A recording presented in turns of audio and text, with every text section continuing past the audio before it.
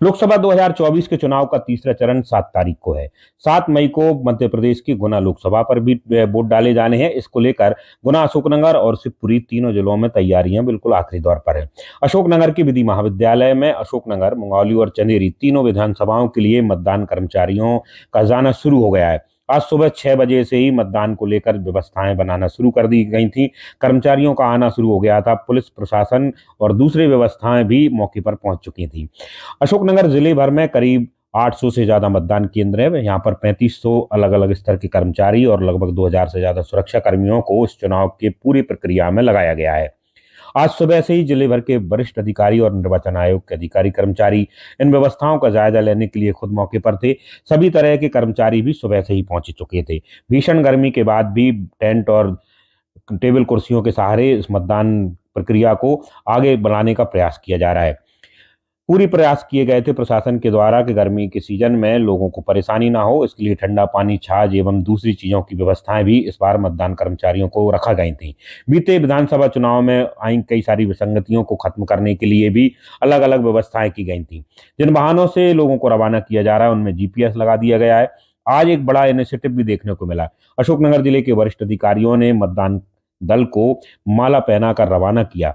अशोकनगर के एआरओ और एसडीएम अनिल बनवारिया और एडिशनल एसपी गजेंद्र सिंह कंवर ने खुद मतदान दलों को रवाना किया। उसके पहले उनको सारी चीजें बताई, उनका स्वागत किया। साथियों ने आश्वासन दिया। लोकसभा चुनाव को लेकर तीसरे चरण का जो है मतदान कल होने वाला है, उसको लेकर जो है तैयारियां प्रशासन ने कर ली। इस समय हम अशोकनगर में एक बस में है, तमाम सारे वरिष्ठ अधिकारी यहाँ पर हैं। अशोकनगर के एएसपी और एआरओ एसडीएम हमारे बीच में। सर, आज एक बड़ा इनिशिएटिव हमने देखा है, मतदान कर्मचारियों का स्वागत किया आप लोगों ने, तो मतदान को लेकर जो उत्सव मनाया जा रहा है वो उसकी तैयारी है पूरी? इस बार बहुत अच्छी तैयारियां की हैं अशोकनगर जिला प्रशासन के द्वारा।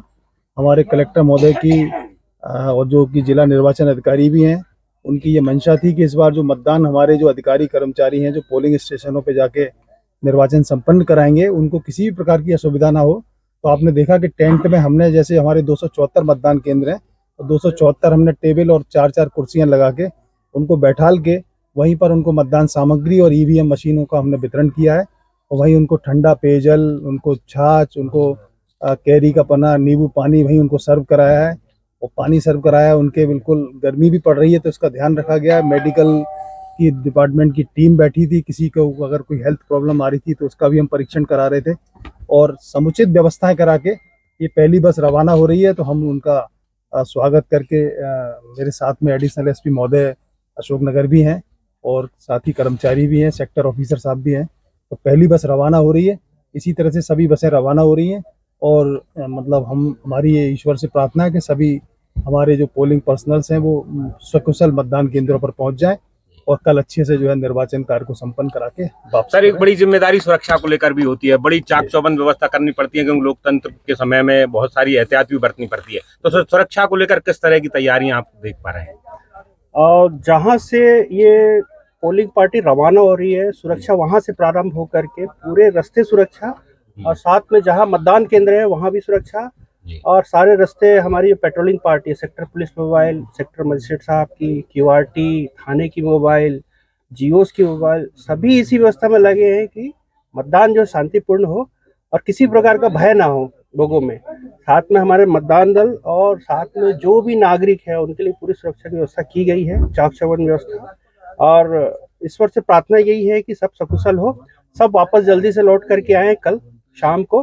फिर से हम उनका स्वागत करेंगे यहाँ पहुँचने के बाद में। सर, कुछ जो है केंद्र ऐसे होते हैं संवेदनशील होते हैं, उनमें दिक्कतें होती हैं, वहाँ के लिए अलग से कुछ जो है प्लानिंग करना पड़ता है? जी बिल्कुल, सीएपीएफ हमारे पास बाहर से जो बल आया हुआ है, हमारे पास सिंगरौली सीआईएसएफ से आए हैं बल, हमारे पास में मेघालय जो एसएपी है वहाँ से आया है बल, इसके अलावा सीआरपीएफ का भी बल आया है। ये सभी उन मतदान केंद्रों में जो क्रिटिकल है, वनरेबल कहलाते हैं, उन जगहों में किया गया है और इनको अलग अलग श्रेणी में बांट करके उनको फोर्स प्रोवाइड किया गया है। तो कोई भी ऐसा क्रिटिकल केंद्र नहीं है जो शेष बचा। इन सीएपीएफ के जो बल है उनसे सभी जगह सुरक्षा व्यवस्था जारी है। लगभग 800 के आसपास या उससे ज्यादा केंद्र हैं। कितने सुरक्षा कर्मियों को जो है आपने इसके लिए जो है उपयोग किया है?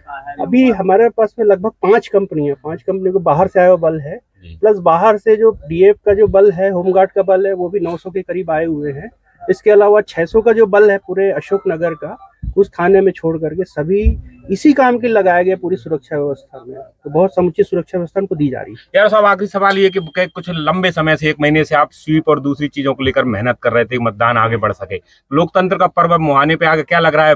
पिछले जो काम आपने किए हैं, मतदान को लेकर लोगों में उत्साह है? स्वीप में मतलब बहुत अच्छी एक्टिविटी सीओ जिला पंचायत महोदया के निर्देशन में चल रही है, और जहाँ जहाँ हमें लग रहा था वहाँ हमने रात्रि चौपालें भी की है, लोगों को जागरूक किया है, उनके साथ सहभोज किया है सोनेरा वगैरह जैसे गाँवों में, और हमने सतत प्रयास किया। हमारी पूरी टीम ने पीले पीले चावल बांटे हैं। इस बार जो वोटर इन्फॉर्मेशन स्लिप थी उसके साथ हमने पीले चावल बंटवाए हैं, पन्नियों में रख रख के जो 55,000 पन्नियां बनवाई थी थैलियों के साथ ही, पर्चियों के साथ, वो भी हमने वितरित कराई हैं, लोगों को जागरूक किया है। और जो बूथ अवेयरनेस ग्रुप बने हुए हैं जिसमें आंगनवाड़ी कार्यकर्ता, सहायिका, वहाँ का GRS सचिव वगैरह, और गांव के हर हर हर मतदान केंद्र में 10 हमने ऐसे छोटे बच्चे छांटे हैं जिनमें उत्साह हो, और जो उस दिन कल के दिन ढोल नगाड़े और जहाँ मतदान कम हो रहा है उनको ट्रिगर करेंगे और वहाँ से उनको खींच के लाएंगे, और मतदान का जो हमारा प्रतिशत है उसको बढ़ाने का हम पूरा प्रयास करेंगे। चलिए, तो प्रशासन की अपनी पूरी तैयारियां और मतदान ज्यादा से ज्यादा और शांतिपूर्ण हो, उसको लेकर पुलिस और प्रशासन दोनों मुस्तैद।